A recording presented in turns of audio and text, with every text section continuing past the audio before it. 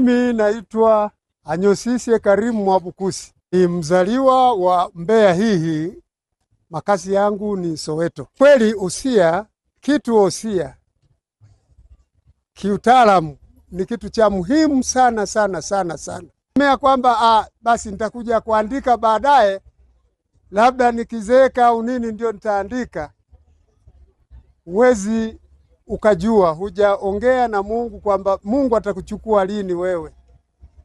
Kwa hiyo usia ni kitu cha mdogo, mkubwa, nani kama una mali zako, una magari, una nyumba, una nini, weka kwenye mpangilio. Usije ukaacha watoto waanze kukwaruzana makucha kwamba changu changu changu changu. Hilo